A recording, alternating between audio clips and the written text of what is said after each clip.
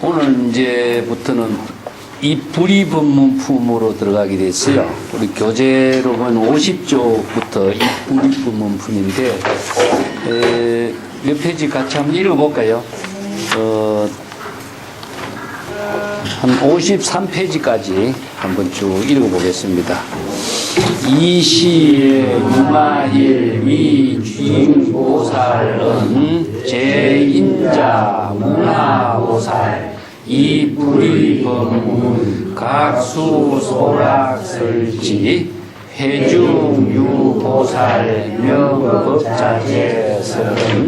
제인자 생멸위 법본불생 금정무멸 덕차무생법인 시위 불이법문.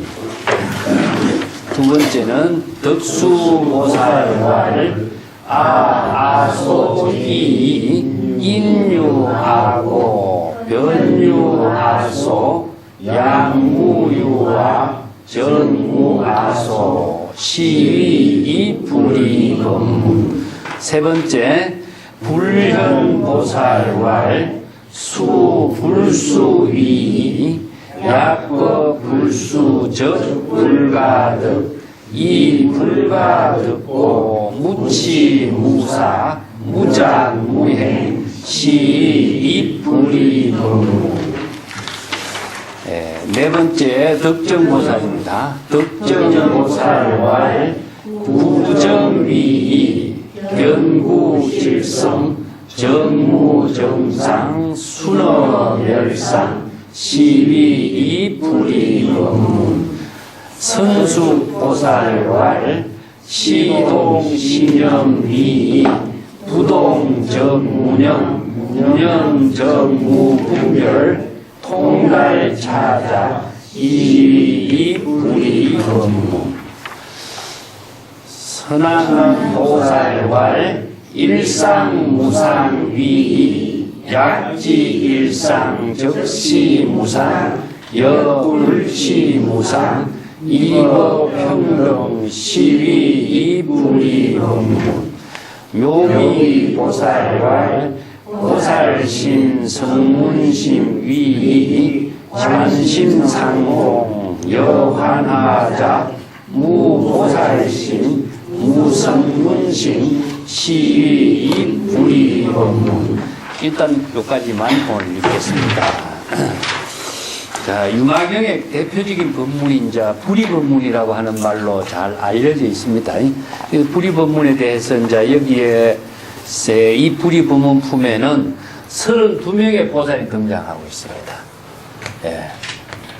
32명의 보살이 각각 불이법문에 대해서 자신의 이제 안목을 제시하고 있어요. 앞에서 제자 보면서 10대 제자가 등장했었죠. 그죠? 예, 10대 제자는 성문들이었습니다. 성문영각이었고, 자, 대성의 보살 수행자는 32보살이 등장하고 있어요. 그래서 32명의 보살들이 각각 불이법문에 대해서 이제 자신의 독자적인 안목을 제시합니다. 그래서 불이법문은 대성의 법문입니다. 소성의 법문에서는 불이법문이 없습니다. 그래서 대성불교의 가장 핵심적인 법문이 이제 불이법문인데, 이 불이법문에 대해서 보살들이 여기서 32명의 보살이 등장합니다만 32명의 보살들은 나름대로 불이법문의 경지를 깨달았어요. 그래서 독자적인 자신의 안목으로 불이법문을 쭉 이렇게 설명을 하고 있어요. 그래서 똑같으냐 하면은 물론 이제 법이라고 하는 것이 있어요. 그래서 불교에서는 불이라고 하는 것하고 법이라고 하는 것이 두 가지의 그 내용이 있거든요. 그래서 불이라고 하는 것을 우선 전체적으로 이해를 하고 불이법문에 대한 경지를 설명을 한번 같이 해보겠습니다. 오늘 지우고 불이법문에 대해서 설명을 기초 정리만 하겠습니다. 그래서 우리의 일심이 바로 이제 본래 충분한 진여일심이라 그러죠. 이걸 진여일심이라고. 진여라고 하는 것은 본래 그대로, 참된 본래 그대로 그런. 그래서 진여 본성 이런 말을 씁니다. 그래서 진여 본성을 일심이라고 하는데, 일심은 바로 1이라는 숫자는 다른 말로 한다면은 불이란 뜻이죠. 그래서 1이라는 숫자가 제시하고 있는 것은 그냥 마음이라면 하면 되는데, 왜 1이라는 숫자를 쓰냐 하면은 우리들의 마음이 일심은 본래의 마음인데, 그냥 우리들의 마음 같으면은 여러 가지 분별심, 차별심이 일어나요. 그래서 차별심, 분별심이 일어나는 것은 대개는 보면은 이제 선을 생각하는 마음, 악을 생각하는 마음. 이런 두 가지 생각이 일어나게 돼 있죠. 이제 일심은 본래의 마음이기 때문에 이걸 본성이라고 해요. 그래서 이걸 우리가 본래 이런 말 씁니다. 본래 면목. 그래서 선에서 이제 우리들의 각자의 본래 면목이란 말을 써보죠. 이걸 다른 말로 부처의 근본 씨앗이 된다고 해서 불성이라고 쓰고, 진여라고 쓰고, 본성이라고 쓰고, 선에서는 본래 면목이라고 이렇게 쓰겠습니다. 그래서 본래라고 하는 말은 궁극적으로 뭐냐 하면은 1이라고 하는 것으로 나누어지지 않는 그 마음을 이야기하고 있죠. 근데 선과 악을 나누면 어떻습니까? 2심이 되겠죠, 그죠? 2심이 됩니다. 악한 마음, 선한 마음. 이 분별심이 일어나죠.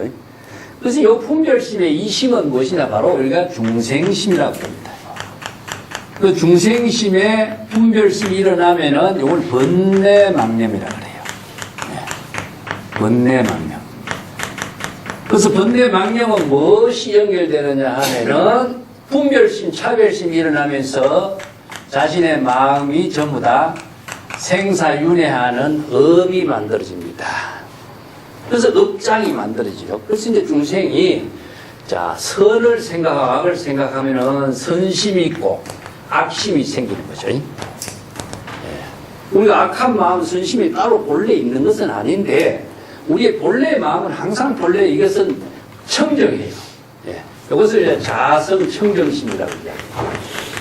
자성은 항상 청정하고 맑고 깨끗한데, 청정한 마음이기 때문에 이것을 바로 열애나 부처라고 이야기합니다. 그래서 우리의 부처의 마음은 불심이라고 하죠. 열애의 불심이 청정한 것인데, 청정한 마음은 궁극적으로 뭐냐면은 해탈, 열반, 깨달음, 평안. 근데 본래의 마음은 청정하고 맑고 깨끗해서 일체의 근심, 걱정, 불안이 없어요. 그런데 내가 좋은 생각을 일으킨다, 나쁜 생각을 일으킨다 하는 것은 꼭 거기에 따른 부작용이 나타난다 이거죠. 그래서 선심, 선악을 이렇게 나누는 것은 자기 중심의 차별심, 분별심이 일어나기 때문에 마음이 두 가지 마음이 나눠지죠.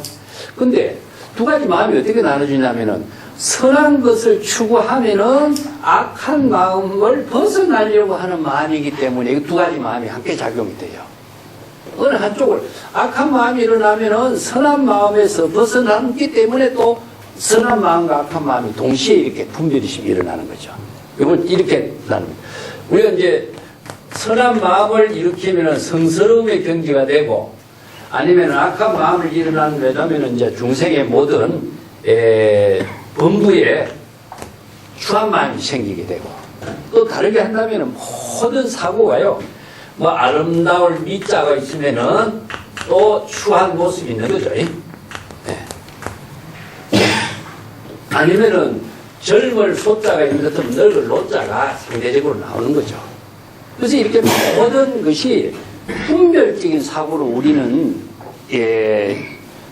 일반적인 생각이 나누어지게 돼 있어요. 그 내가 이제 자주 이야기하는 것처럼 노모하는 거예요. 노모와 젊은 처와 이야기를 내가 비유를 해봅니다. 그래서 어머니를 생각하는 마음, 처를 생각하는 마음, 아니면 아버지를 생각하는 마음, 어머니를 생각하는 마음, 이게 전부 분별심이죠.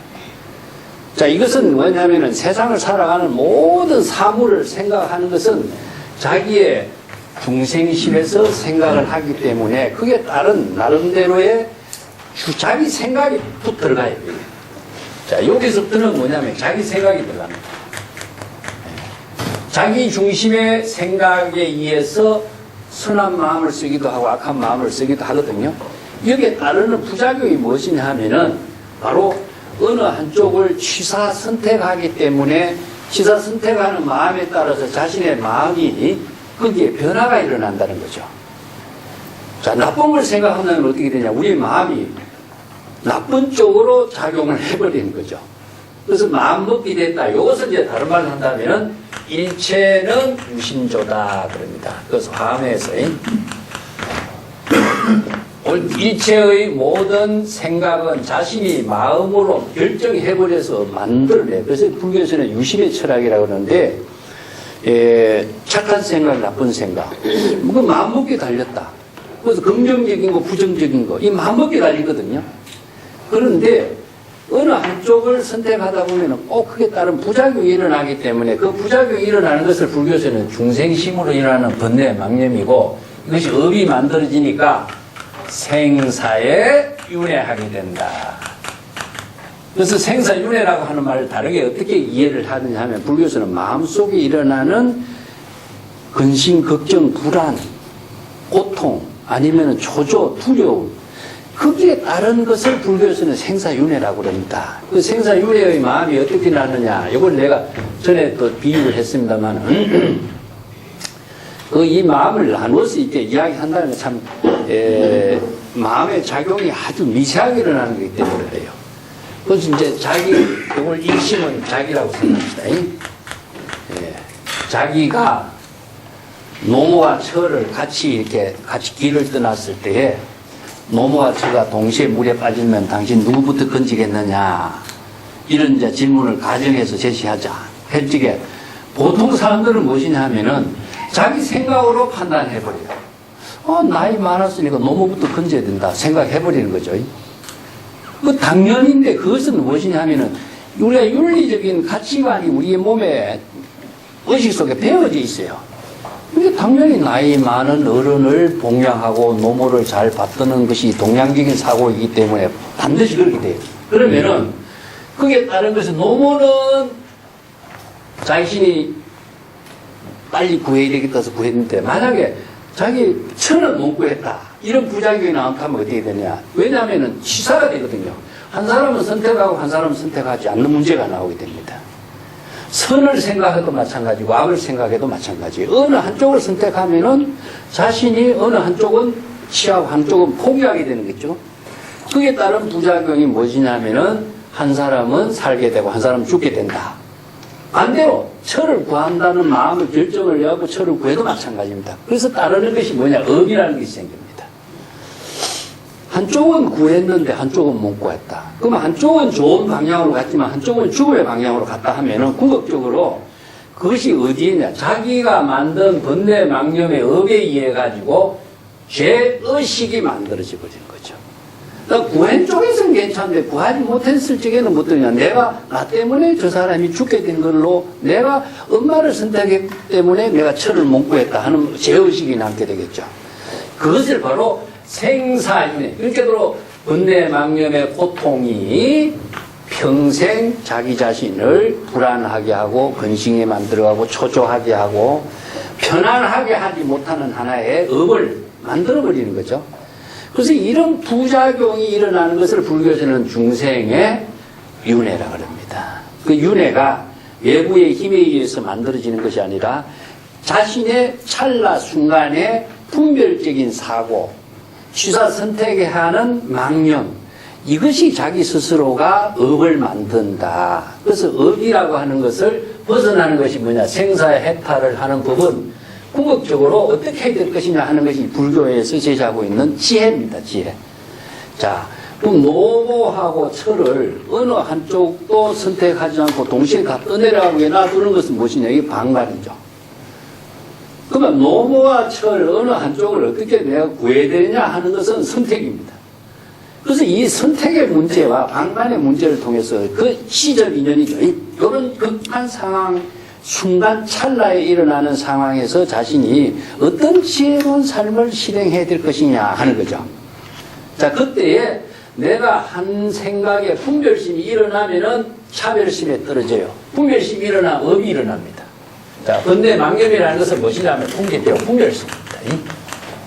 예, 분별심이고 어느 한쪽을 내가 선택하고 어느 한쪽을 구하고 어느 한쪽의 중심을 어디에다 두를 것이냐 하는 것은 바로 자신의 취사 선택에 떨어지는 거예요. 이게 이걸 뭐냐면은 다른 말로 한다면은 마음이 동하는 겁니다. 이 심동이라 그래요. 번뇌 망심이 갑자기 움직이면서 마음이 동요가 되는 거죠. 그래서 마음이 동요가 되면서 생기는 것이 무엇이냐, 이걸 업이라고 합니다. 자, 이 업에 의해 가지고 바로 생사윤회의 고통이 만들어지기 때문에 한 마음이 움직이지 않도록 하는 경지에서 자신이 어떻게 지혜로운 생활을 해야 될 것인가. 마음이 움직이지 않는 상태는 무엇이냐, 두 가지. 마음이 이래야 될까 저래야 될까 아니면은 이것을 선택할까 저것을 선택해야 할까 하는 마음의 움직임이 일어난 거죠. 그래서 마음의 움직임이 일어나지 않도록 하는 경지를 내가 자주 쓰고 있는 것을 무심이라고 해요. 우리가 무심시도란 말 제가 자주 쓰죠. 그러면 마음의 움직임이 일어남이 없는 거예요. 이게 무심이죠. 그러면 무심은 어떤 경지냐? 두 가지의 차별적인 생각의 판단과 선택을 하게 됐을 때 일어나는 것이 어느 쪽을 어떻게 하는 마음의 움직임이 일어나요. 그렇기 때문에 한 생각의 번뇌 망념의 움직임이 일어나지 않게 무심의 시도, 무심의 지혜로서 도의 작용을 이루는 것은 어떻게 해야 되느냐. 이게 불법의 지혜거든요. 그럼 무심의 경지에서 지혜로운 삶을, 도의 삶을 이루는 것은 마음이 움직이기 이전 일심에 본래로 되도록 하는 것이다. 그래서 불의법문은 본래로 되돌아간 무심의 경지에서 지혜로운 삶을 사는 법문이 불의법문입니다. 자, 그래서 불이라는 것은 선과 악, 범부와 성인, 이건 불이죠. 두 마음인데 두 마음의 작용이 일어나지 않고 본래의 일심, 본래 일심의 지혜로운 작용이, 도의 작용이 실행되도록 하는 법문, 이게 불의법문입니다. 예, 그렇기 때문에 이 구조를 잘 이해를 하고 불의법문에 대한 내 설법을 여기 보살들이 어떻게 설했는가, 이제 이것을 쭉 자신의 보살들은 여러 가지 방편의 언어를 가지고 불의법문에 대한 안목을 제시하고 있어요. 이 구조의 틀을 이해를 해야 불의법문의 전체적인 조망을 가지고 설법하는 내용을 이해를 할 수가 있습니다. 자, 그래서 내가 이걸 뭐라고 했습니까? 바로 이걸 번뇌망념의 숲이라고 그랬죠. 그죠? 우리는 번뇌망념의 숲에서 자, 본래의 일심의 자기 집으로 되도록 합니다. 이 집은 바로 몸과 마음이 평안하고 안심된 경지에서 근심 걱정 없는 경지에서 삶을 사는 마음의 집, 본래 고향의 집. 여기 숲의 종교의 본질적인 구조를 이렇게 설하고 있습니다. 그래서 불의는 차별의 세계는 둘입니다. 이원론이죠. 이원론입니다. 예. 근데 본래는 무엇입니까? 이론론이에요. 근데 세계의 어느 종교의 철학에서도 이론론적인 사상을 제시하고 있는 데는 불교의 가르침 말고는 없습니다. 이제 서양의 모든 언어적인 사고에 의해서 우리가 이해를 해볼 적에도 전부 다 죄와 벌, 신과 사람, 전부 다 이원론으로 이루어졌어요. 예를 들어서 사람이라는 한 글자를 영어라든가 서양의 언어에서는 사람이라고 한 글자를 표현할 수 있는 언어가 있는가? 남자, 여자, man, woman 이렇게 나누죠. 그죠? 개 한 마리도 암개, 수개 전부 다 나눠집니다. 이게 서양의 모든 언어는 전부 다 이원론적인 사고에 의해서 언어가 이루어져 있어요. 근데 동양의 언어는요, 불교나 중국의 언어만은 남자, 여자가 포함된 것이 이 사람인 자입니다. 예, 개 한마디라 해도 암개, 숙개가 다 포함된 말이에요. 이런 언어를, 이론론적인 언어인데, 이론론적인 언어를 갖고 있는 나라는 세계에서 중국하고요, 불교밖에 없어요. 그래서 이론론적인 사고의 세계를 갖고 있는 그 지혜가 바로 불이라고 하는 말을 씁니다. 자, 불이, 이걸, 불교에서 이걸 불이 법문이라고 그래요. 여기서 법이라고 하는 것은 무엇이냐? 불이는 본래입니다. 본래. 본래로 된 것이고, 법은 무엇이냐? 불의의 본래로 진여 본성이 여법학의 지혜로 작용할 수 있는 법문, 가르침이란 뜻이죠. 그래서 이 불의 법문이라는 언어부터 정확하게 알아야 돼요. 그러니까 이원론적인 차별 분별심에서, 자, 중생의 여러 가지 차별심에서 부처의 본래의 일심으로 되돌아가는 것, 이것을 이제 불이라고 그랬죠. 제가 이제 본래로 되돌아가는 것을 귀라고 하는 말로 자주 썼죠, 그죠? 그래서 귀가, 또 아니면은 귀의 이런 말을 썼습니다. 그래서 귀라고 하는 글자가 본래로 되돌아가는 겁니다. 본래로 되돌아가는 수행 방법은 제가 뭐라고 했습니까? 발심 수행을 그렇죠? 그래서 발심 수행의 근본은 자신이 번뇌 망념이 일어난 것을, 자신이 망념을 자각할 때 본래의 망념에서 벗어나는 것을 바로 자각의 종교. 그래서 참선 수행은 자신의 망념을 자각하는 데부터 참선 수행은 시작돼요. 자, 이것은 누구를 위한 것도 아니고 목적도 아니에요. 자신의 중생심으로 살고 있는 자신의 번뇌 망념의 모든 업을 스스로 업장을 소멸하는 수행인 겁니다. 그래서 이제 자신의 마음을 중생심으로 분별하는 마음을 본래의 평안한 마음으로 되돌이게 하는 것이고 자각하게 하는 마음이죠. 그래서 이제 불이라고 하는 말을 정확하게 우선 이해를 해야 되고, 자, 법이라고 하는 말이죠. 불이 법, 불이 법. 그래서 불교는 모든 게 법의 종교입니다. 법이라고 하는 말에 대해서도 내가 여러 번 설명했지만은 다른 말로 해봅시다.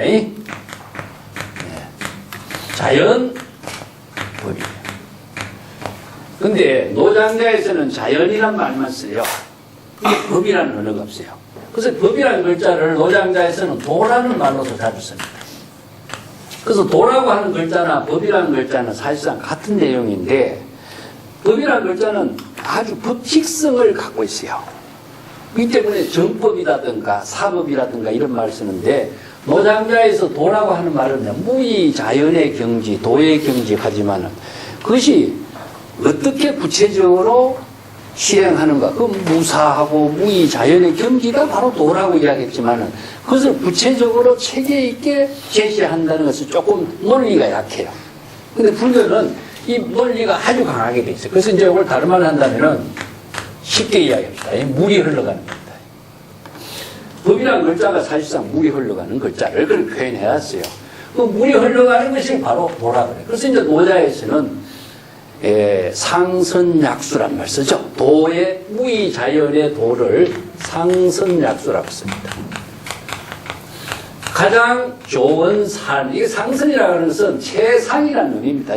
최상의 지혜로운 삶, 최상의 좋은 삶을 지혜롭게 사는 것은 약수, 물과 같다 하는 것입니다. 물과 같다라고 해서 물이 어떻게 흐르는가 하는 물의 작용이 바로 법칙성을 이야기하고 있습니다. 그대로 위에서 밑으로, 이게 불변의 법칙을 갖고 있죠. 이 법칙은 바꿀 수가 없어요. 그래서 물의 모든 본성은 무엇이냐, 이걸 수성이라고 하는데 물의 본성은 바뀌지 않아요. 그래서 이거 불변이라고 합니다. 물의 본성을 바뀌지 않기 때문에 물은 어떤 상태가 되어도 물의 본성은 바뀌지 않습니다. 바뀌지 않기 때문에 모든 물을 가지고 다양한 그 변화를 시켜나갈 수 있는, 이걸 수연성이라고 그러죠. 변화를 시켜나갈 수 있고, 물은 또 무엇이냐, 모든 근원의 생명입니다. 그래서 만물의 근원적인 생명의 역할을 하기 때문에 생명에 작용하는 힘이 갖고 있는 것이 만물을 전부 다 생성양육시킨 힘이죠. 그래서 도라고 하는 말을 우리가 다른 말을 한다면은 자신이 본래 진여본성으로 여법하게 지혜로운 삶을 만드는 겁니다. 예. 지혜로운 삶을 만드는 것은 아까도 이야기했지만 중생의 삶이라고 하는 것은 불안, 근심, 걱정이라고 하는 생사윤회의 삶인데, 예? 중생은 번뇌망념으로서 자 불안, 이것을 고라고 얘기합니다. 생사윤회하는 고라고 하는데, 그래서 지혜라고 하는 것은 자신이 생사윤회를 벗어나서 평안한 것, 첫째는 평안한 겁니다. 그래서 마음이 평안하지 않고서는 우리가 다리를 뻗을 수가 없는 것처럼 평안한 것을 불교에서는 선정이라고 합니다. 정이라고. 일단 평안해야 돼요. 모든 삶이. 번뇌 망념이 있으면 안 되겠는 거예요. 이걸 오늘 이제 선에서는 안신이란 말씀입니다. 그 다음에 평안한 가운데 지혜로운 삶이 있다는 것은, 지혜라고 하는 것은 바로 자신의 삶 속에서 이루어지고 있는 자신의 삶을 창조하는 힘을 갖고 있어요. 우리들의 모든 삶은 어떤 창조성을 갖고 있느냐 하면은 물이 흘러가는 것처럼 생명의 창조를 갖고 있습니다. 호흡하는 거 있죠, 그죠? 호흡하는 것은 자신의 물이 흘러가는 것과 같은 생명의 창조적인 삶을 사는 거예요. 이걸 이제 생명의 작용에 마음의 창조가 이루어지는 것이고, 두 번째는 무엇이냐 하면은 육체적인 건강으로서의 자신의 생명이 지금 여기에 매사의 생명에 작용을 하고 있어요. 그래서 이걸 몸과 마음이죠. 그래서 몸과 마음이 일단 평안해야 되고, 몸과 마음의 생명의 작용으로 지금 자신의 삶을 건립하는 것이다. 인명이란 말이죠. 그래서 자신의 생명을 자기 스스로 창조한다. 그 외부의 힘에 의해서 이 생명이 이루어지는 것이 아니라 이것은 어떻게 했냐, 자연의 지혜로운 삶으로 이루어져요. 그래서 자연이라는 것은 외부의 힘이 들어가면 안 돼요. 그렇기 때문에 외부의 힘을 받지 않고 자연 그 자체의 생명으로 작용하는 힘을 우리는 불이법이라고 했어요. 그래서 이걸 불교에서 이제 부처의 지혜로운 삶이다, 이렇게 이야기합니다. 그래서 이제 법이라고 하는 글자가 우리가 항상 불교 공부하면서 이해하기 어려운 점인데, 이것은 생명 활동하고 있는 것이 인연법, 연기법, 진여법, 뭐 이렇게 해서 다 법의 관계 속에서 이루어져요. 그래서 이거 자체적인 생명 활동의 지혜로운 작용을 법이라고 합니다. 자, 그렇게 우리 불이법문에 대해서 기본적인 언어를 좀 이해하고, 자, 교재로 넘어가 봅시다. 이 불이법문을 이해하기가 불교의 실천 철학 사상으로 최고로 어려운 겁니다. 이게 제일 어려워요. 제일 어렵기 때문에 이 언어도 조금 전문성을 갖고 있어요. 예. 그래서 이제 처음부터 보겠습니다. 이 시에 유마힐은 이 중보살은, 유마의사가 그때에 32명의 보살 대중에게 말했습니다. 이 중보살은 유마의사에게 문병을 함께 온 10대 제자와 32명의 대보살과 또 수없이 많은 동참한 사람이 있는데, 그때 수없이 많은 여러 대중보살들에게 말을 한 겁니다. 그 대중보살들에게 제인자여 운하보살이 불이법문 각수 소락 설치하소서. 제인자는 것은 복수죠. 이 보살 수행자 여러분, 이런 뜻입니다. 어떻게 보살이 불이법문을 깨달아 체득하는지, 각자 자기가 불이법문의 깨달음의 경지를 체득한 범락의 경지에서 불이법문에 대해서 여러분들 각자의 안목으로 설법해 보시기 바랍니다. 그래서 낙이라고 하는 것은요, 불이법을 깨닫는 그 법락이에요. 자신이 불이법락을 깨닫지 못한 사람은 불이법을 설할 수가 없어요. 이건 뭐냐, 스스로 깨달아 체득한 경지를 각자 자신의 안목으로 설법해 보시기 바랍니다, 이런 말이거든요. 그래서 낙이라고 하는 것은 불이법을 깨달은 경지를 이제 스스로 체득한 것을 낙이라고 합니다. 이제 이걸 이제 자주 내가 쓰고 있는 것이 법락 우리가 쓰는데 자락이라든가 법락이라든가 이런 말을 쓰는데 이것은 유희삼매와 같아요. 목적이 아니라 자신의 지혜로운 삶으로 이루어진 경지를 체득했기 때문에 자신이 그런 경지를 체득했으면 자신이 깨달아 체득한 불이법문의 경지를 자신이 설법도 할 수가 있어야 되는 거죠. 그것은 설지라는 것은요, 그 불이법문을 설하는 겁니다. 설하는 것은 무엇이냐면 설법의 의미를 두고 있는데, 이 대성불교에서 많이 갖고 있는 설법의 정신이 있어요. 소성불교에서는 설법이 없거든요, 사실상. 자, 소성법하고 대성법하고 차이입니다. 대성은 큰 수레라는 뜻이죠. 수레라고 하는 큰 수레예요. 이 수레를 활용할 수 있는 능력을 말하는데 소성은 적은 수레이기 때문에 부처의 설법을, 부처님이 설한 설법을 자신이 전달하는 겁니다. 이게 전도라 그래요. 전도. 불법을 많은 사람들에게 알리고 전하는 겁니다. 이걸 이제 전문적인 용어로서는 마을가라 그러는데, 이걸 도라 그래요. 마을가는 도인데, 우리가 팔정도 같은 것처럼 부처님이 말씀해 준 그 설법을 제자들이 부처님의 말씀을 많은 사람들에게 전달하는 겁니다. 전달함으로 해서 부처님의 정법을 많은 사람들이 알고 배우고 실천할 수 있도록. 그렇게 실천도 무엇이냐면은 팔정도의 가르침처럼 그 법문에 맞추어서 정확하게 실천하는 거예요. 이것이 바로 수행자의 본래 원시불교, 소성불교, 부처의 제자들의 역할이었어요. 근데 대성불교에 와서는요, 대성에서는 수없이 많은 부처와 보살이 등장합니다. 부처는 무엇이냐? 불법을 깨달은 사람이고, 보살은 불법을 깨닫도록 수행하고 또한 깨달음의 경지를 이룬 보살은 설법까지 해요. 그렇기 때문에 부처도 수없이 많은 수없이 많은 보살이 등장해서 자신의 독자적인 수레를 운행을 하는 사람이죠. 시절 인연에 따라서 중생에 병이 있습니다.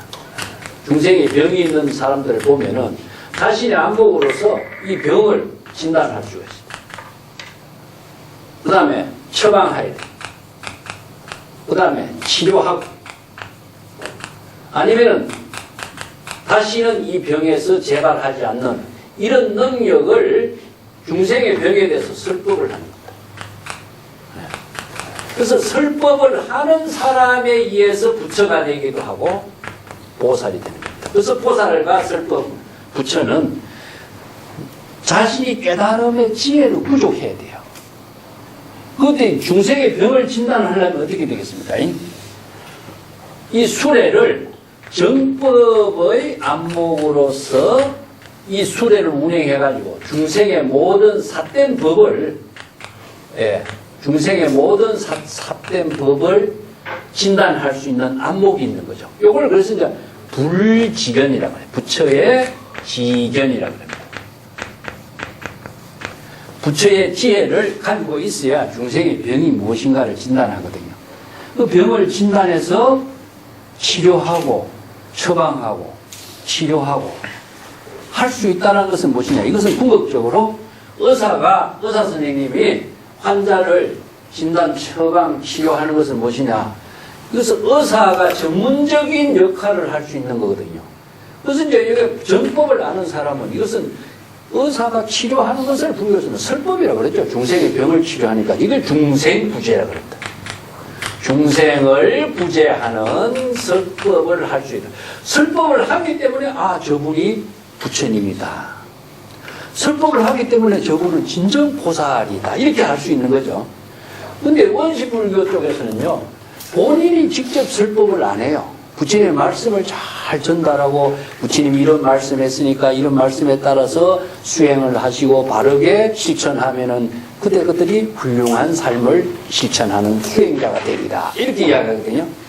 그럼 대성불교에서는 설법을 하니까 설법을 하기 때문에 부처가 있는 겁니다. 보살도 보살로서 저분이 위대한 역할을 하는 것은 설법을 할 수 있기 때문에 보살이 되는 거예요. 이게 설법하는 것 자체가 바로 자기 자신도 깨달음이 되고 많은 사람들에게 깨달음의 지혜를 함께 나누는 역할이 되죠. 그래서 상부본이 하와중생이 되는 거죠. 우리가 부처라고 하는 사실을 어떻게 합니까? 여러분들이 얼굴과 모습과 형색으로 이 부처를 친견할 수 있겠느냐? 건강에 나오죠. 형상의 부처를 친견할 수가 있습니까? 없죠. 그렇다면 우리가 부처님을 어떻게 친견해야 될까요? 설법을 하는 그 지혜, 설법을 하는 부처 행을 통해서 우리가 부처로서의 그 법문을 수행할 수 있는 거예요. 이 때문에 설법하지 않는 사람은 우리가 부처라고 우리가 인정할 수도 없고 볼 수가 없고 친견할 수도 없어요. 그렇기 때문에 설법이라고 하는 것이 대乘불교에서는요, 모든 중생의 병을 치유하는 그 역할, 그것이 바로 설법이란 말이죠. 그렇기 때문에 여기서 불의법문도 보살의 능력을 갖춘 사람이 자신이 불의법문의 경지를 깨달아 체득했다면은 자신의 안목으로서 불의법문을 설할 수 있는 경지를 제시하라는 겁니다. 융화가 당신이 그런 안목을 갖췄으면은 자신의 안목으로 제시해봐라 이거예요. 그러니까 그때 등장하는 수없이 많은 보살 가운데 32명의 보살이 여기에 등장합니다.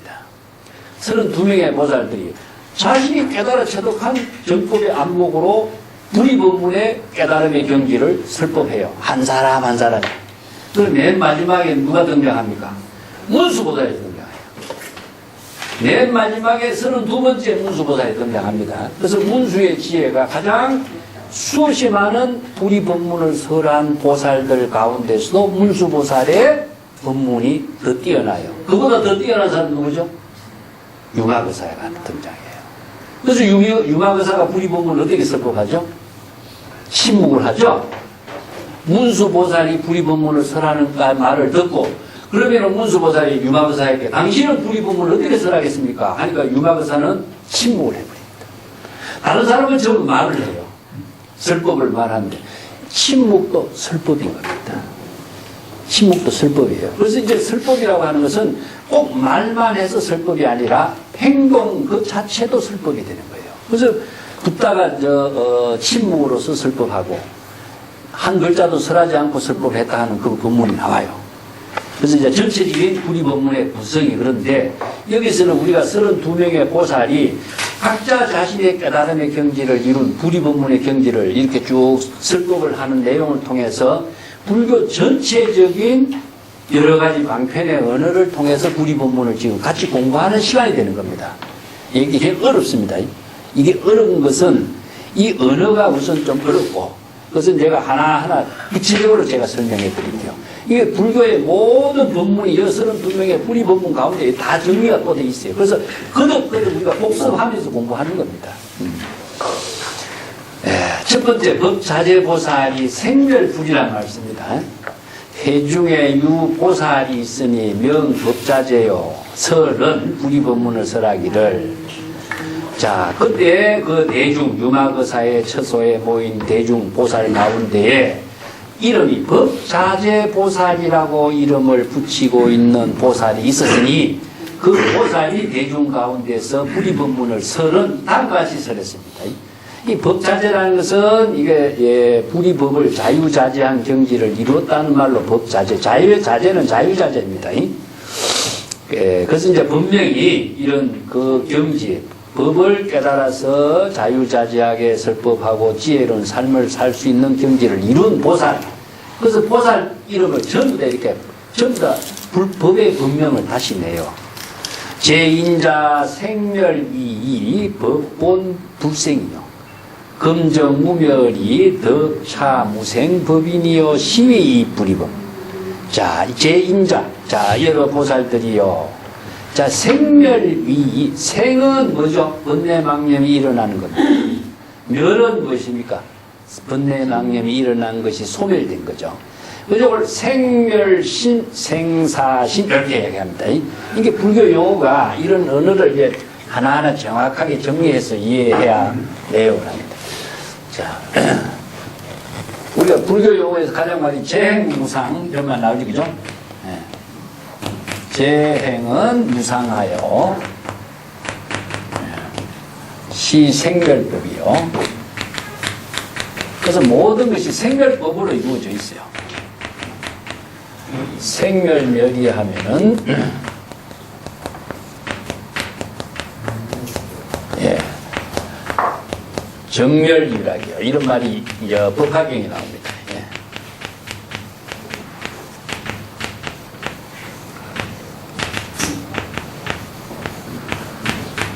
그래서 이제 무상이라고 하는 말이 나오죠. 재행이라는 것은 일체의 모든 존재를 말하고 있습니다. 근데 여기에서 존재는 무엇이냐? 우리들의 마음작용을 말해요. 마음작용이 진행되는 것을 재행이라고 그래요. 왜냐하면 불교는 유심이거든요. 그래서 일체 만물을 우리가 사물을 보더라도 궁극적으로 우리가 마음이 있으면 그 사물이 보이고 마음이 거기에서 쓰이지 않으면 그 사물이 보이고 들리지도 않아요. 그래서 인식을 한다 하는 것은 궁극적으로 뭐냐? 자신의 마음으로 그 사물을 보고 인식하는 겁니다. 그렇기 때문에 마음으로 보고 인식하는 가운데에 행은 무엇이냐? 마음의 작용이 ing 진행되고 있는 겁니다. 그래서 진행되고 있는 가운데 모든 것이냐? 시간은 바로 시간과 같이 이루어져요. 그래서 이제 불교에서 이야기하고 있는 존재와 시간이라고 하는 사물인데 존재가 즉 시간인 겁니다. 그래서 저 시간이 모든 사물이 존재하고 있는 것은 시간과 함께 존재하고 있어요. 시간과 함께 생멸 활동하고 있고 시간과 함께 작용하고 있는 것이기 때문에 이것을 항상 그대로 존재하는 것이 아니라 시간과 함께 인연법, 생멸법에 의해서 끊임없이 생사를 변화시키면서 존재하거든요. 그래서 이제 모든 존재가 존재하는 것은 시간과 함께 존재하는 겁니다. 그래서 시간이 즉 존재라는 말을 쓰는데 그래서 생은 무엇이냐 하면은 번뇌망념이 일어나는 겁니다. 멸은 무엇이냐? 번뇌망념이 없어지는 거죠. 그래서 이걸 생사심이라고 그래요. 생사윤회하는 겁니다. 그래서 생사를 우리가 육체의 생사가 아니라 번뇌망념이 일어나고 없어지는 거죠. 그래서 번뇌망념이 일어나고 일어났던 번뇌망념이 없어지고 하는 것이 바로 무상한 법이다. 무상이라는 모든 존재는 우리의 마음작용이 끊임없이 망념이 일어나고 없어지고 일어나고 없어지고 우리들의 마음은 그래서 하루에 몇만 가지 생각하죠? 5만 가지 생각을 하는 겁니다. 5만 가지 생각이 일어났다 없어졌다 생각이 일어나. 이게 이 생각 속에서 우리들은 뭐냐? 시간과 함께 우리들의 모든 존재가 그런 생각과 망념 속에서 우리들의 삶이 이루어져요. 그런데 이 망념이 5만 가지 생각이라는 것은 통칭적인 건데 84,000번뇌라 그래요 또. 84,000번뇌가 더 정확한지도 몰라요. 이것은 뭐냐? 셀 수 없는 숫자를 표현해요. 하루에 무궁무진하게 많은 생각이 일어나고 없어지고 일어나고 없어지면서 무엇을 만들어지냐? 다 업을 만들고 있어요. 그래서 이 업을 만들고 있기 때문에 생사윤회하는 겁니다. 그렇다면은 자 불법을 가르침을 통해서 생멸의 모든 법을 다 없애졌어. 이것은 뭐냐? 공입니다. 공은 본래로 되도록 합니다. 아까도 이야기했지만은 모든 번뇌망념이 없어졌기 때문에 불의로 되도록 하는 경지가 공이에요. 번뇌망념을 비운 경지가 공이죠. 그래서 번뇌망념이 다 없어지면 어떻게 됐냐? 정멸은 무엇이냐? 이것도 바로 본래입니다. 본래 열반의 세계가 번뇌망념이 없는 본래 평안, 청정 그 세계를 정멸이라고 그래요. 그래서 정멸은 열반입니다. 열반. 그래서 열반의 낙은 무엇이냐? 바로 번뇌망념이 없어진 경계, 불안이 없어진 것이 낙이에요. 그래서 낙이 즐거움이 만들어지고 기쁨이 만들어지는 것은 중생의 어떤 감정인 것이지 이 낙이란 말을 불교적인 언어로서 이야기하는 게 참 어렵죠. 이게 법낙이라고 그러는데 불안이 없어진 경지가 다른 말을 다른 평안을 낙이라고 해요. 평안. 근심 걱정이 없는 본래 평안한 경지. 그래서 평안이라고 하는 것은 본래의 상태를 말하거든요. 그 경지가 바로 열반의 경지고 자 여기서 본래 불의의 경지, 본래로 되돌아간 경지가 바로 낙의 경지가 돼요. 그래서 이걸 불성, 진여, 본성, 본래 면목 이것을 바로 다 열반의 경지에서 이루어진 세계를 말합니다. 그래서 생멸의 세계는 중생의 세계고 열반의 세계는 본래로 되돌아간 세계죠. 그래서 본래는 바로 우리들의 부처의 마음인 불심이죠. 그 경지를 바로 생멸은 무엇입니까? 바로 번뇌망념과 생멸은 차별이죠. 아까 차별이 없는 경지는 뭐니까 불이입니다. 자, 요 경지를 지금 설명하고 있습니다.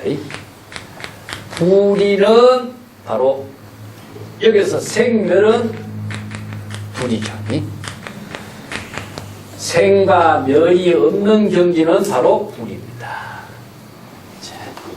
그래서 생멸이 불이 되지만은 법은 본래 진여법입니다. 이 법은 불의의 법은 불의의 법은 생멸은 바로 중생의 차별 두 가지의 분별심이지만은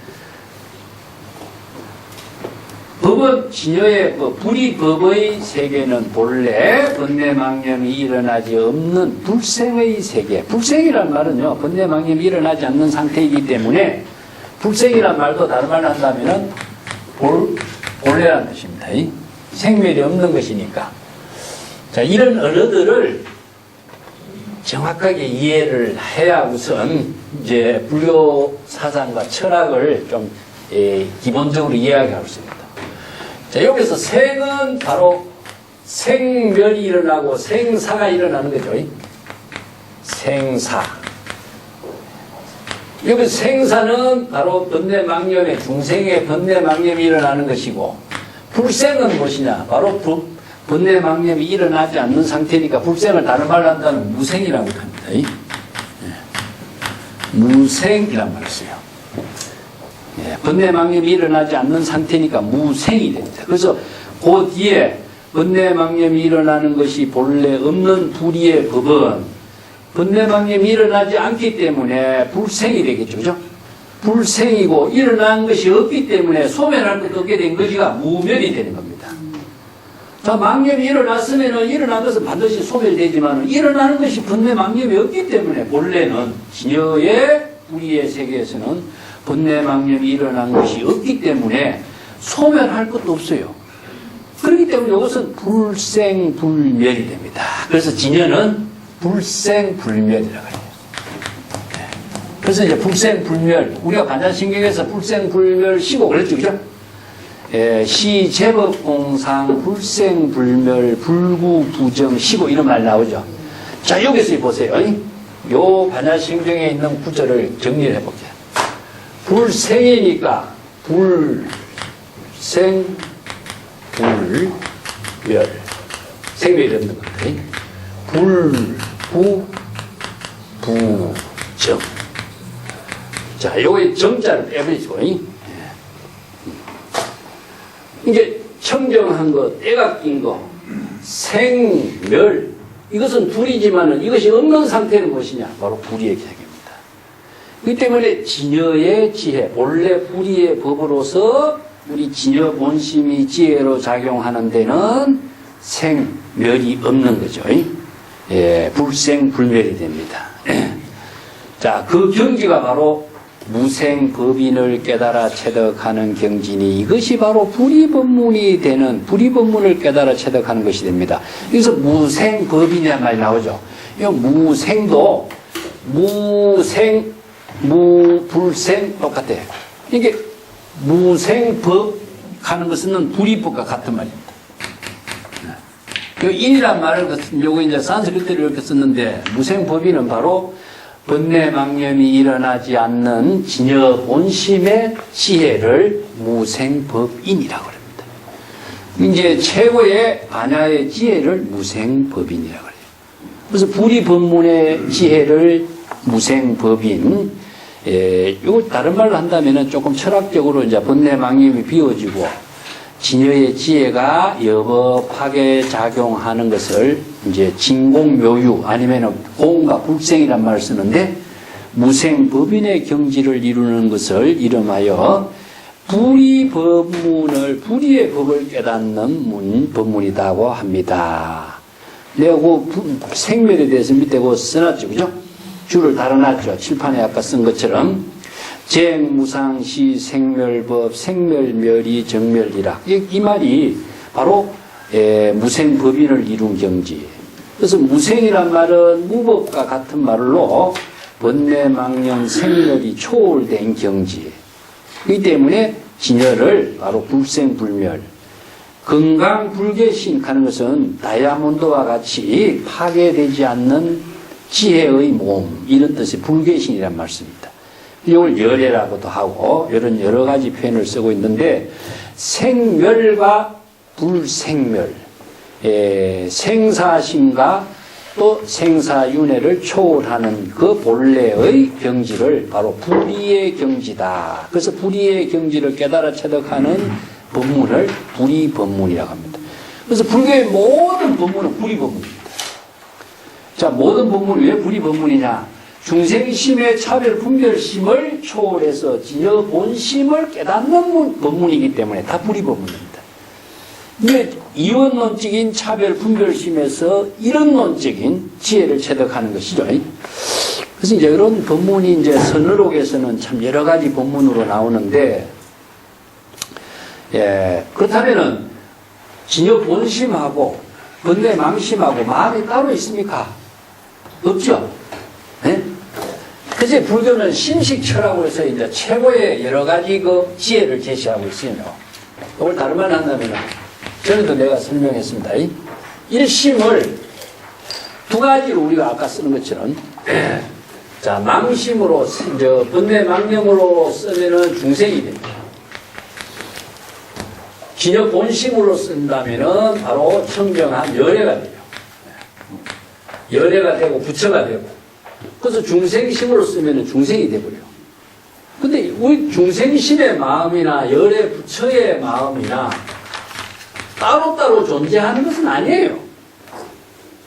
우리의 본래 일심에 의해 가지고 나눠지는데, 왜 우리는 진여 본심으로 살지 못하고 중생심으로 살게 되느냐 하면은 자기 마음대로 해. 자기 마음대로. 아까 얘기했지만 자기 마음대로 생각하면은 전부 다 중생심이 되는 거예요. 그리고 또 하나, 가만히 있으면, 자각하지 않고 있으면은 자동적으로 중생심이 돼요. 이거는 노력하는 힘이 없어. 발심 수행하는 힘이 없어. 또 자기 자신을 지혜롭게 살려고 하는 노력하는 자세가 없으면 자동적으로 중생이 되고, 이거 업을 만들고. 내가 오늘 자동적으로 얘기했죠. 가만히 있으면 자동적으로 중생이 됩니다.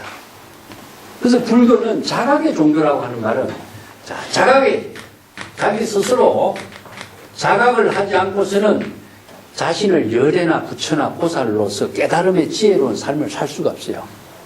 그래서 자각을 어떻게 해야 되느냐 하는 것이 이제 불교 공부하고 불법을 통해서 자기 자신을 지혜롭게 사는 법이죠. 그래서 자각의 종교다, 이런 말씀이다. 자, 자각의 종교를 어떻게 한다고 했죠? 발심, 수행 말이었어요. 그래서 발심과 자각의 수행은, 그럼 자각이라는 것은 뭘 자각해야 된다고 그랬습니까, 제가? 자신의 중생심이 일어난 자기의 게으름을 자각하는 겁니다, 첫째로. 자, 여기서 중생심이 자기 마음대로 자동적으로, 이것은 게으른 거 하나 하고, 자기를 자신의 지혜로운 삶으로 만들려고 하는 노력이 여기에는 결여된 거예요. 그 때문에 헛되이 세월을 보내는 것은 자기를 업을 만들고 생사윤회하게 하는 어리석은 중생이 되는 거예요. 그래서 끊임없이 자기의 중생심을, 자신의 과오를, 아니면 자신의 허물을, 자신의 게으름을 자신이 자각하라. 이게 불법이에요. 그래서 선이라고 하는 것은 첫째, 남의 잘못을 보고 남의 허물을 보는 건 아무런 의미가 없어요.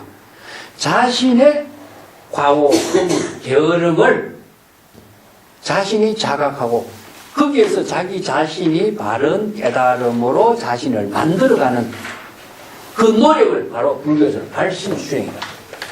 이 발심수행을 하지 않는 사람은 항상 자동입니다. 그래서 똑같이 일심이지만은 중생심으로 가만히 있으면 무엇이냐, 이건 난 이걸 탄소에 들어갑니다. 탄소가 가만히 있으면은 두는 것은 흑연이라든가, 아니면은 뭐 석탄, 이런 것이 되겠죠. 그런데 탄소를 여러 가지로 잘 정리를 체계 있게 만들어가면은 어떻게 되냐? 다이아몬드가 된다. 그래서 자기 자신을 다이아몬드로 만드는 지혜는 자신의 게으름과 허물과 잘못된 과오를 자기 스스로 자각하고 있는 데부터 출발하는 겁니다. 그 여기에서 발심 수행이란 말을 가장 중요하게 생각해요. 그래서 이제 수행하지 않으면은, 다른 말로 한다면은 타락합니다. 어디에 타락하죠? 중생심으로 타락합니다. 예. 그래서 발심 수행하게 하는 그 지혜를 제시하는 겁니다.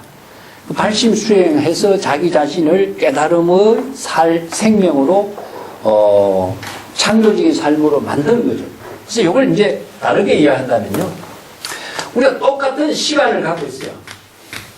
우리가 이걸 이제 무상이라고 하는 그 불교의 출발점은 무엇이냐 하면은, 불교의 모든 수행의 출발점은 무상의 도입니다. 가만히, 그래서 시간적인 문제, 시간의 문제를 무상에 극복을 하는 지혜는 자신의 생명을 자신의 지혜로운 생명으로 만드는 노력을 스스로 자각하지 않고서는 안 된다는 것이거든요. 왜냐하면 누구나 우리가 몇십 년이라고 하는 인생의 시간을 살게 돼 있는데 그 시간을 지혜의 생명으로, 창조적인 생명으로, 보살도의 생명으로 만드는 것은 바로 자신의 자각적인 지혜를 통해서 이루어지고, 그 자신의 노력이 없으면 어떻습니까? 바로 업을 짓고 생사윤회하면서 그때의 자신의 생명을 다 탕진하게 된다 이거죠. 그래서 이 시간의 귀중한 가치를 가지고 이제 시간은 사람을 기다리지 않는다. 시부대인이라는 말 쓰죠. 예. 광음가석 시부대인. 이 두 가지. 광음이라는 것은 시간을 말한다. 시간을 아껴 쓸 줄 알아야 된다 하는 거하고, 시간은 사람을 기다리지 않는다. 이 말을 씁니다. 이 시간과 광음, 이 시간을 아껴서 귀중한 생명의 시간으로서 자신을 부처의 지혜로운 생명으로 살아야지, 시간을 잘못 자기 마음대로 쓰다 보면 이 시간을, 인생의 모든 시간을 자신은 생사윤회하는 업으로 헛되이 살게 된다 하는 것이 자각을 하게 하는 구도심의 가장 근본의 문제예요. 그래서 분발심, 구도심 하는 것은 이러한 그 과제를 토대로 두고 있습니다.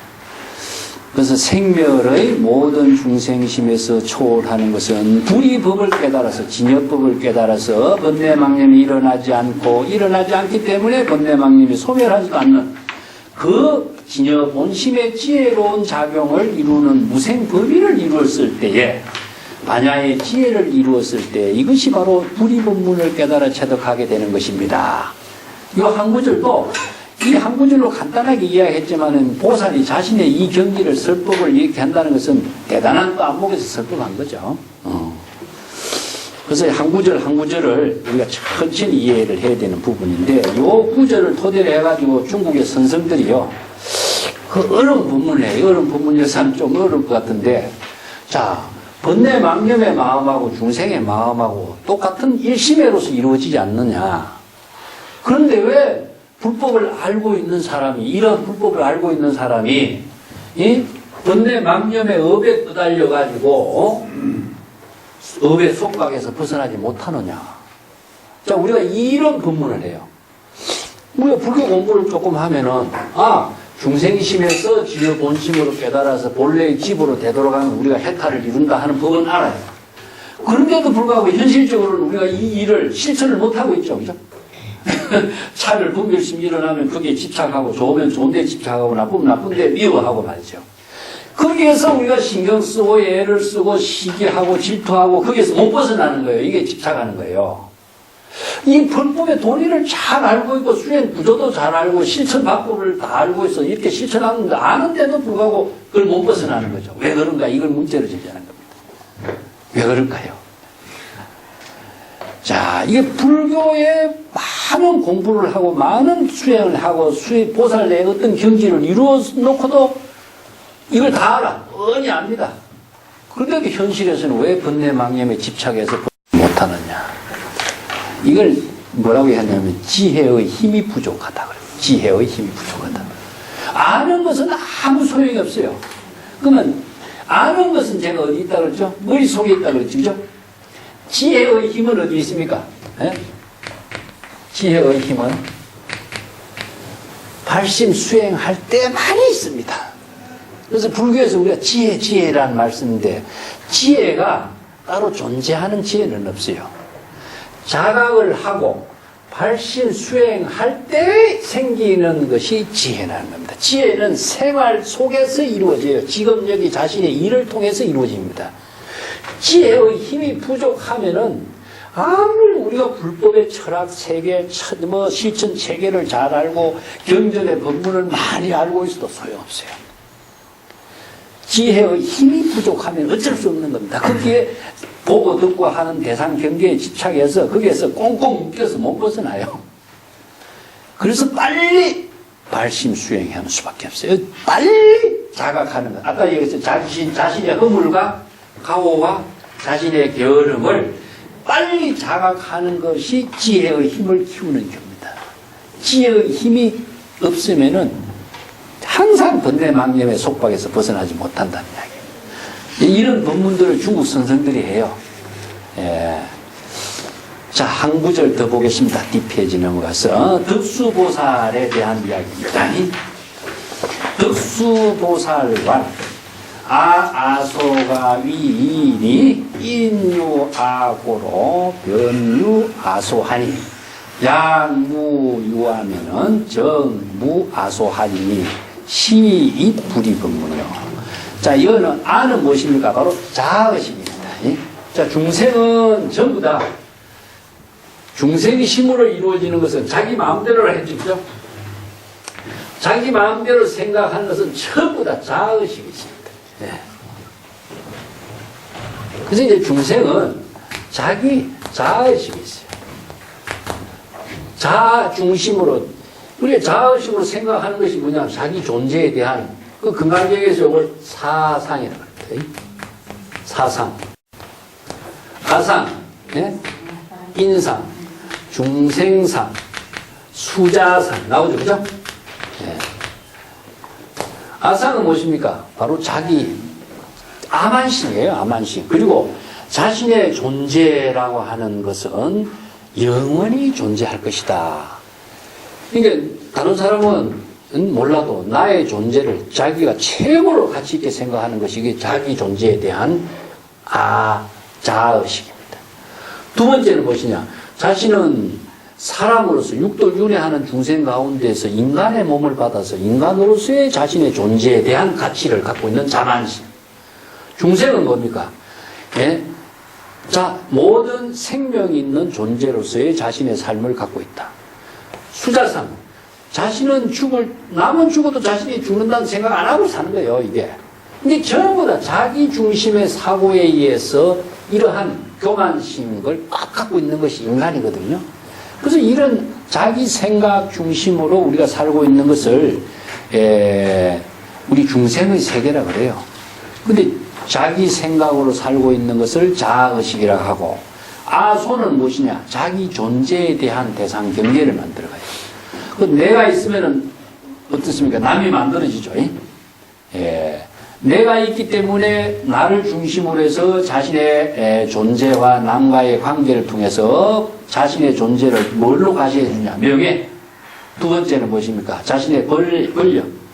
세 번째는 무엇입니까? 바로 재력. 또 자신의 사회적인 여러 가지 역할, 능력.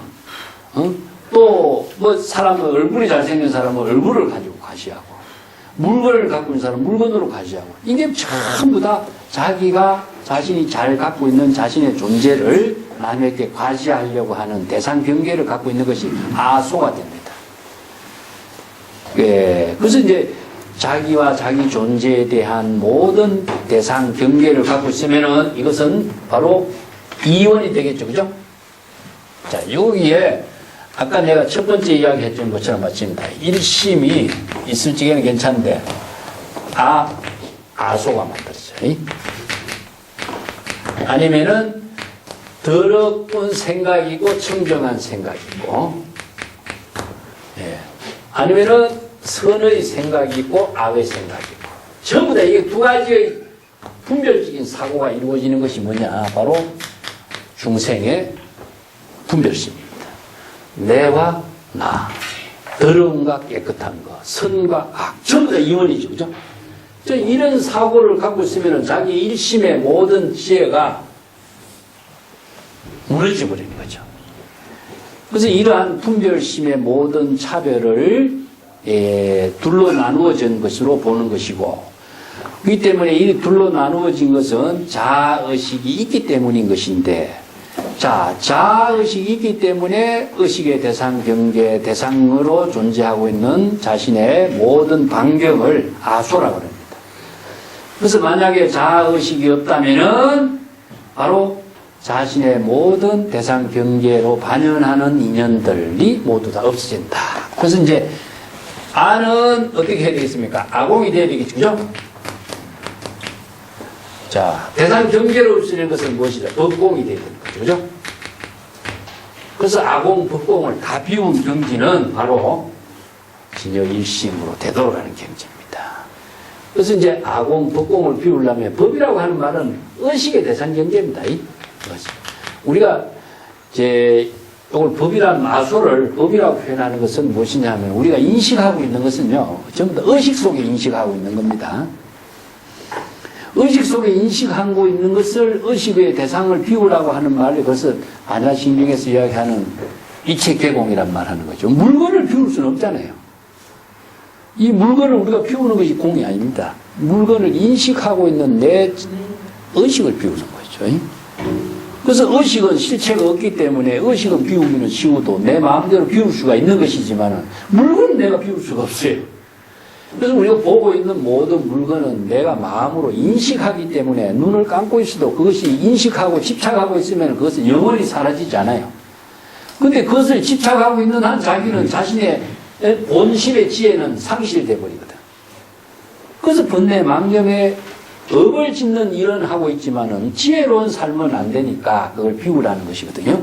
그렇기 때문에 자아의식을 비우면은 의식 속에 나타나고 있는 아소, 의식의 대상 경계로 등 생각하고 있는 모든 집착을 비울 수가 있는 겁니다. 근데 자아의식을 비우지 않으면은 그 비워지지 않아요. 그래서 이제 보통 우리가 사회 사람들도 그렇거든요. 자존심이 허락하지 않는다. 이런 말 쓰죠. 자존심이라는 게 뭘까 생각해 봅시다. 자존심이란 말을 갖고 굉장히 자기를 대단한 존재라고 우리는 많이 생각하고 있거든요. 우리가 불교에서 이야기하는 유아독존이란 말 쓰죠. 그죠? 유아독존이란 말 쓰는데 이게 자존심으로 이렇게 생각하거든요. 자신의 존재가 천상천하의 가장 존귀한 존재다. 예. 이제 존자라고 하는 말을 참 우리 언어로 표현하기 어려운데 절대 유일한 존재이기 때문에 존귀한 겁니다. 둘도 아니고 절대 유일한 존재예요. 그것은 우리가 나뿐만 아니라 자연의 모든 존재는 절대 유일입니다. 유일. 하나밖에 없어요. 그렇기 때문에 이거보다도 더 존귀한 존재가 없어요. 그래서 자신이 죽으면은 아무것도 없는 거예요. 자신이 존재하기 때문에 일체의 모든 존재와 함께 할 수가 있고 자신이 존재하기 때문에 불보살도를 실행할 수가 있어요. 그래서 이제 존귀한 생명 활동을 잘 할 수 있도록 제시하고 있는 것이지 요거는 존귀함이라는 것은 생명으로 이루어지는 활동을 말해요. 존귀함이라는 것은 물질이 아닙니다. 근데 보통 사람들은 물질로 생각하잖아요. 그렇다면은 자존이란 말 쓸 적에 자기 존재, 자존심이다 이런 말 쓰는데 자존심이라는 것은 어떤 걸까요? 자기 존재에 대한 물질적인 자신의 아상, 인상, 얼굴 모습, 자신의 지위, 명예 이것 때문에 허락하지 않는다 이 말 쓰죠. 자신의 존재에 대한 지나친 허상에 집착하고 있는 거죠. 이걸 우리가 불법을 모르는 사람들은 이 자존심이라는 사고를 비워야 돼요. 진정한 자존심은 무엇이냐? 보살행을 통해서 이루어지지. 자신의 허상을 내세운다고 자존심이 생기고 살아나는 거 아니에요. 우리가 자기 잘났다고 하는 사람 자존심이 높아지는 거 아무것도 없어요. 바보로 치고 하는 거지, 그죠? 자신이 진정 보살행을 하고 남을 위해서 컵이라도 뭐 차라도 한 잔 대접했을 적에 훌륭한 자존심이 살아나는 것이지, 가만히 있어도 대접받는다고 자존심 생기지 않습니다. 그래서 이제 그런 지혜를 가지고 살 때 자존심이라는 것은 사실상 인간이 우리가 사회생활 할 적에도 가장 허점이 무엇이냐 하면은 자신의 잘난 것을 자랑한 사람은 앞에서는 대접받을지 모르지만은 인격적으로나 지혜로운 삶으로서는 남에게 도움 안 돼요. 이게 봉사하는 사람이 가장 훌륭한 사람으로 좋은 일을 함께 할 수가 있는 거죠. 그래서 자존심은 없애야 됩니다. 자존심 대신에 뭘 키워야 되냐면 성실심을 키워야 돼. 성실심. 네. 성실이라고 하는 것은요, 우리가 삶을 사는데 사회에 사는 성실이라는 것은 서로의 자신의 존재를 신뢰를 만들어가는 가장 큰 지혜, 큰 무기, 이제 한마디 재산이라고 할 수 있죠, 그죠? 그래서 이제 인간이 살아가는데 가장 사회생활 하는데 나는 이제 학생들에게 자주 하게. 첫째는 성실, 두 번째는 무엇이냐? 능력, 두 가지를 키워라. 그래서 여러분들이 대학에 와서 뭘 지금 배우려고 왔느냐? 자신이 사회에서 좋은 삶을 살기 위해서는 가장 여러 가지 능력이 있어야 되겠지만은 그 능력이 성실이 뒷받침되지 않는 능력은 쓸모없다. 그 성실이라는 것은 자신이 어디서라도 자신이 보살행으로서 잘 살 수 있는 능력을 키우는 것이 성실이다. 첫 번째. 왜 불교에서는 신뢰 없는 사람을 누가 믿겠어요? 두 번째는 무엇이냐? 성실의 토대 위에 자신이 능력을 유능한, 자신만이 잘할 수 있는 능력을 키워야 된다. 그렇지, 성실이 없는 능력을 아무리 잘났다고 했지만은 우선 잠깐 반짝 빛이 날지 모르지만은 그 역할을 제대로 못한다. 그래서 성실을 가장 기본으로 하고 성실의 토대 위에 자신의 능력을 키우는 그런 대학 생활이 되도록 하라. 난 이걸 항상 당부를 했죠. 예. 그래서 자존심보다는 사실 성실심이 더 중요한 우리의 실천 덕목이지, 자존심 내세운다고 그렇게 도움 안 됩니다. 그래서 아상을 비우라 이런 말 쓰죠. 아상을 비우라. 이거 아상이라는 것은 교만심입니다. 남에게 교만심을 보여준 사람이 신뢰를 받기도 어려운 거고, 여기에서 불교에서는 아상, 인상을 다 비우고 남이 상불경 보살이 있어요. 법화경에 보면은. 상불경 보살이 남이 그렇게 나를 질투하고 때리고 욕하고 시기해도 아주 당신은 훌륭하십니다. 당신은 미래의 부처님이 되실 분입니다. 나는 당신을 존경합니다. 그렇게 자신이 보살행을 하니까 자신의 훌륭한 보살도의 삶을 이루는 것이지, 거기에 맞서서 싸운다면 어떻게 되죠? 항상 갈등밖에 안 나. 그래서 금강경에서 우리가 가리왕이 신체를 갈기갈기 찢어도 인욕행을 했을 때 보살도를 실천하는 것이지. 그래서 인욕행을 한다라고 하는 것은 그것은 자존심이 상하는 문제가 아니에요. 성실한 자신의 지혜로운 삶을 사는 것이지, 그 자신이 잘났다고 하는 것은 그것은 보살행을 하는 그 지혜가 없는 사람이다. 그래서 아상, 인상을 비우는 것은 아주 불법 수행의 아공, 법공입니다. 아공, 법공, 일체의 개공의 지혜를, 만야의 지혜를 이루는 실천이다. 그렇기 때문에 아상을 비우면은 의식의 대상 경계가 없고, 그것이 바로 불의의 법문을 깨닫는 것, 진공묘유의 지혜를 이루는 것이다. 이건 아공, 법공입니다. 두 번째는 아공, 법공. 자공, 법공, 우리 지금 말로 쓰면 자아의식이고, 자아의식을 비우는 것이고, 의식의 대상을 비우는 겁니다. 의식의 대상의 모든 경계를, 의식의 대상 경계는 우리의 의식 속에 있어요. 따로 존재하지 않는 겁니다. 자기 혼자만 생각하는 겁니다.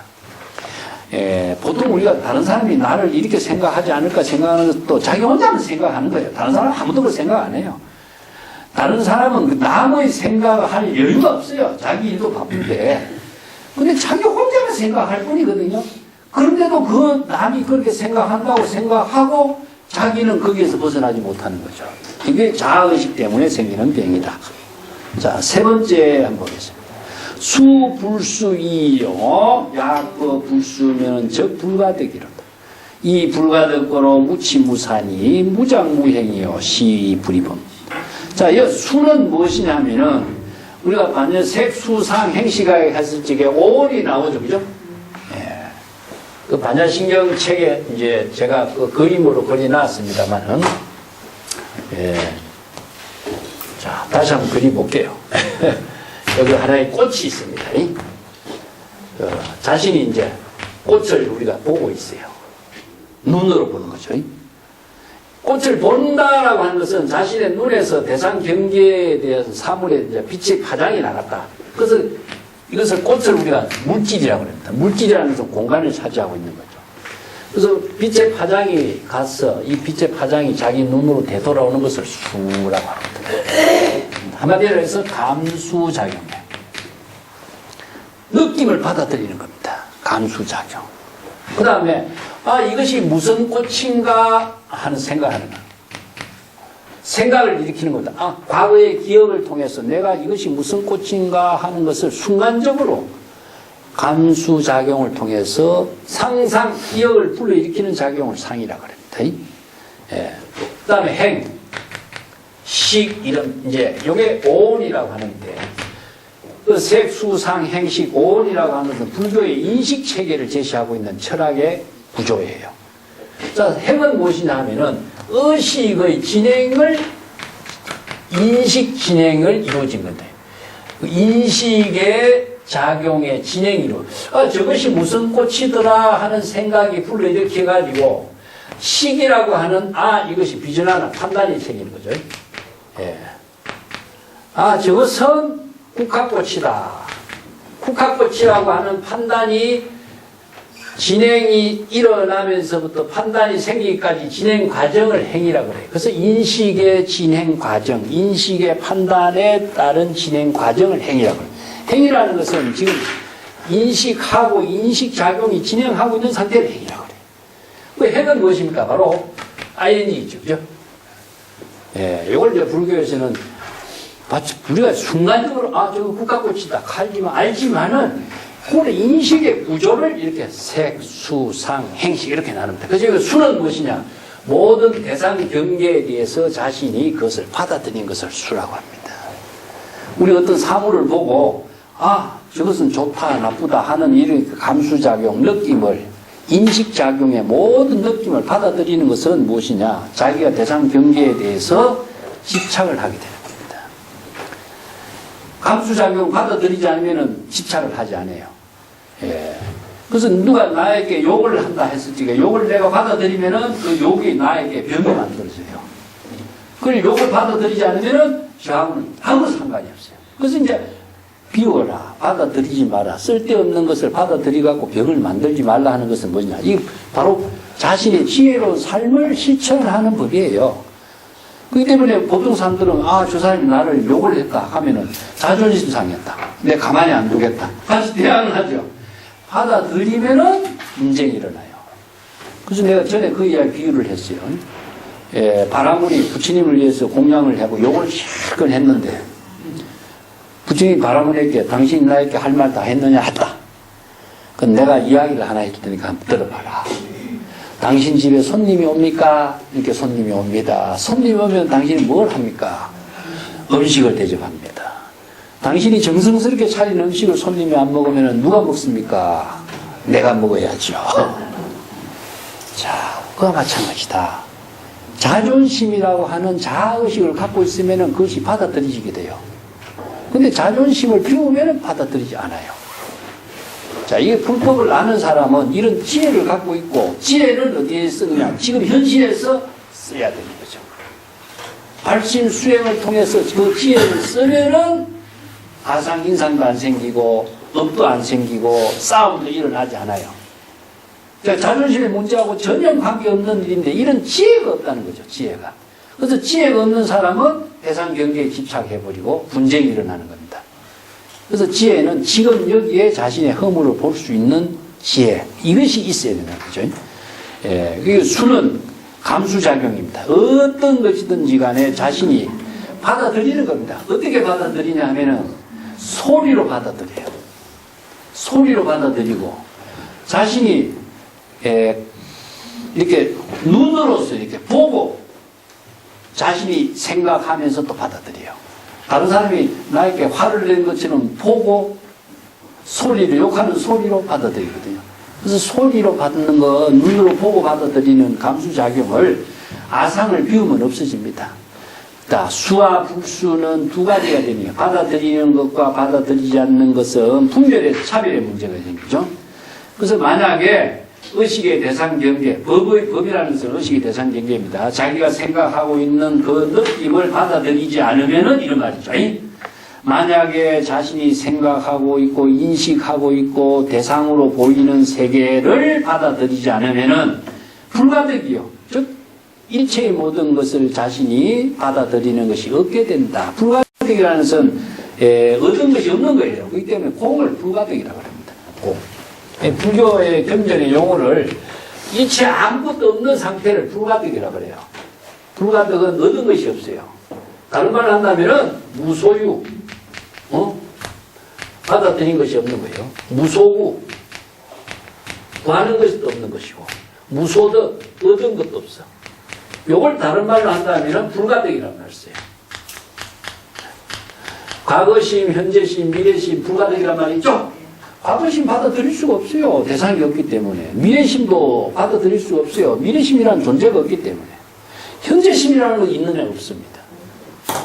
허망한 것을 갖고 있다고 착각할 필요 없는 거다. 그렇기 때문에 과거심, 현재심, 미래심이 받아들일 수 있는 것처럼 의식의 대상 경계로 인식하고 있는 보이는 세계가 자기가 뭐 괜히 망념을 일으키고 자존심을 일으켜가지고 그것을 받아들이고 받아들이지 않고 할 필요 없는 것이다. 야, 그렇기 때문에 불가득의 경지, 즉 일체의 모든 대상을 자아의식과 남에 따른 시저진연에 따른 여러 가지 잘못된 것을 받아들이지 않는다면은 무치 무사요. 취하고 버리는 것이 없어. 취하고 버리는 것은 취사 선택이 없는 겁니다. 취사 선택은 자기가 하는 거죠. 보통 보면 아까 취사 선택은 좋은 것은 취하고 나쁜 건 버리는 것이 자기 중심이죠. 그래서 자아의식이 없으면은 취사 선택도 없어야 된다. 그래서 이제 신신명에도 가장 중요하게 쓰는 말이 취사 선택이 비우는 겁니다. 이게 바로 지도의 경지를 이루는 것이다. 그런 말 쓰죠. 그래서 취사 선택이 없고 무작 무행, 자기가 조작을 한다든가 자기 중심으로 어떤 행위를 한다든가 이런 경우가 없어져 있는 거죠. 이것이 바로 불의법문을 깨달아 체득하는 것이다. 이런 말이 취사, 이 말이 참 중생심의 분별인데 이게 현실에서 이 취사를 분별을 초월하게 하는 지혜를 이게 불의법문을 아니고는 해결할 수 있는 지혜가 없어요. 네. 취사 이런 것입니다. 우리가 선을 수행하고 교를 버리라 이런 말 쓰죠. 네?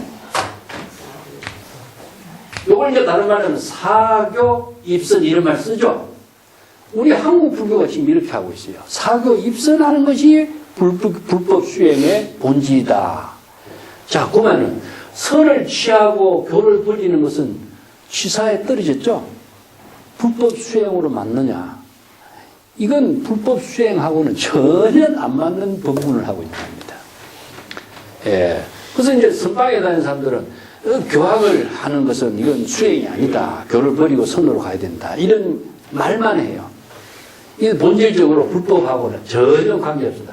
일심의 불의법문을 이룰 수가 없어요. 예? 그래서 선과 교를 모두 다 한꺼번에 초월하는 지혜를 가져야 되지. 어느 한쪽을 선택한다 하는 것은 어느 한쪽의 선택, 집착, 대상 경계를 벗어나지. 아까 보면 우리가 불법의 도리는 잘 알고 있는데 왜 그러면 선에 집착을 하고 선을 추구해야 되느냐 하는 것은 선에 집착하고 있는 거예요. 그러면은 궁극적으로 일심이 아니라 자기가 됩니다. 자기가 선을 추구하는 것이고 자기가 교를 버리는 존재가 이건 중생이 하는 일이지 불법을 수행하는 일하고는 전혀 관계없는 거죠. 이 때문에 불법을 정법으로서 수행하는 법을 알지 못하면은 정법 수행을 할 수가 없습니다. 그래서 취사 선택은 오히려 중생이 되는 길이다. 그래서 이제 취사 선택을 다 떨쳐버리고 취하고 버리려고 하는 생각은 아상이 없어져야 돼요. 자아의식이 없어야 됩니다. 자아의식을 갖고 있는 한 취사 선택에서 벗어날 수 없어요. 그래서 자존심을 갖고 있는 한 자기가 좋고 나쁜 판단에서 벗어나기 어려워요. 그래서 자기를 비운다는 것이 얼마나 어려운가. 무심의 경지가 되라 이런 말을 우리가 기에 못이 바뀔 정도는 알지만 무심의 경지가 현실에서 지혜로 무심의 도의 경지를 이룬다는 것을 얼마나 어려운가 알 수 있죠. 그래서 항상 자각했을 때 그 경지가 이루어지지 자각하지 않고서는 그 경지를 이룰 수 못한다는 거죠. 여기에 무치무사, 취하는 것도 없고 버리는 것도 없는 경지가 바로 조작된 자신의 중생심에 조작된 행위가 없게 되는 것이요. 이게 무작무행이라는 것은 조작된 행위를 실천하는 일이 없는 겁니다. 이거 자기라는 것은 자의식으로 조작된 생각을 하는 거예요. 판단하는 거. 행은 그렇게 실천하는 것이고 그런 경지가 바로 불이법문을 깨달아 체득한다고 할 수가 있습니다. 이런 말이죠. 자, 오늘 여기까지 할까요? 네. 그럼 다음 시간에 덕정모사 이야기하고 마치겠습니다. 네.